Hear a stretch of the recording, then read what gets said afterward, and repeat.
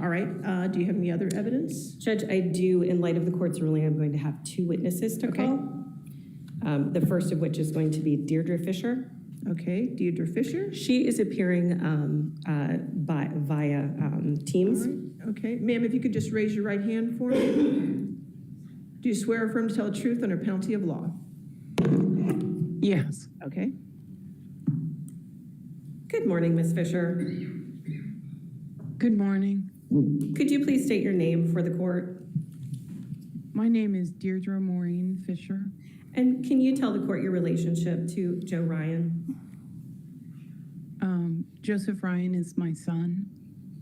And can you tell the court of any psychological injury that you have received resulting from this offense, or any changes to your personal welfare, lifestyle, or relationships resulting from this offense?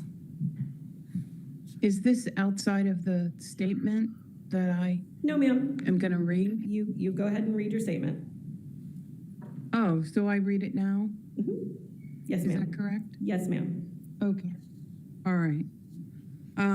Thank you, Honorable Judge Penny S. Ascaretti, for giving me the opportunity to talk about the impact of the murder of my son, Joseph Nathan Ryan.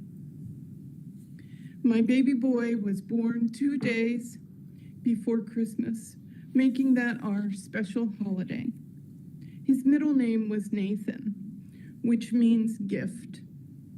Since Joe's murder, I haven't been able to take down my little Christmas tree, which sits behind the urn with his ashes.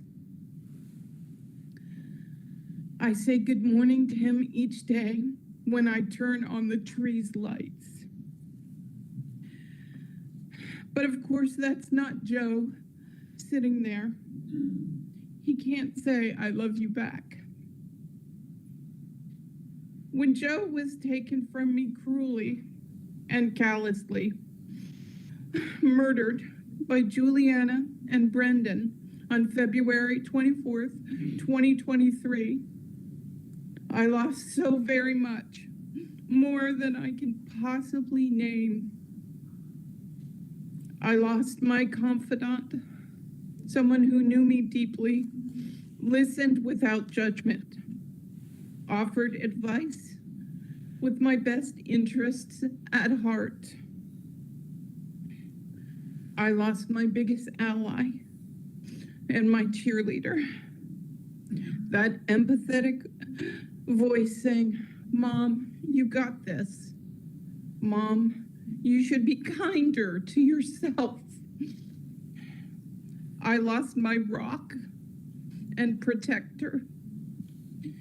The person who flew down repeatedly to take care of me when I had cancer.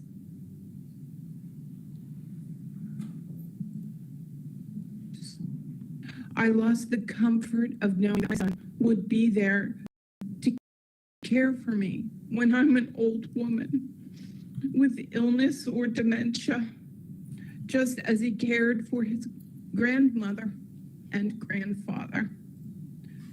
I lost my financial sustainability due to grief's torturous effect on my health, both physically and mentally, which has affected my ability to work and function. I lost my peace and sense of well-being. I can never unhear Joe's moans and cries after he was shot, the cries of a dying man. I can never unsee the image of his lifeless, bloody hand from the trial images.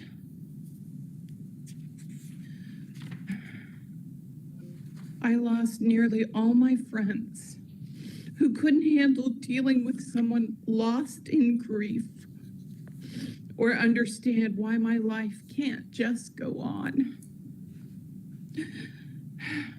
I lost the chance to ever be called grandma. I will never have that. I lost the sound of Joe calling me the most beautiful word in the world, Mom. I lost my Christmas baby, Joseph Nathan, my greatest gift. The impact of Joe's loss doesn't go away. Will never go away, but only grow. So many tears, so many times reaching for the phone to call him, only to remember that he won't and can't pick up.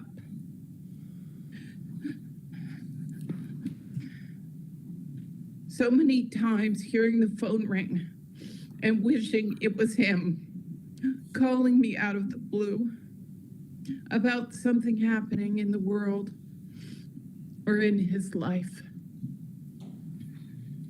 So many empty Christmases and so many birthdays without him singing to me in his awful yet beautiful voice, tone deaf. So many moments of trying to remember the exact sound of his laughter and fearing that someday I won't. So many sleepless nights. So many nightmares of his brutal murder and fear, confusion, and of the pain he must have felt. So many screams and guttural cries into my pillow, feeling the loss of my son. So many moments of reading horrible things online, lies told about who Joe wasn't. So many moments defending and explaining who my son was and why he couldn't have committed the murder of Christine Banfield. God rest her soul. So many conversations with others, draining them and me of a chance to make happier memories together. So many stomach aches.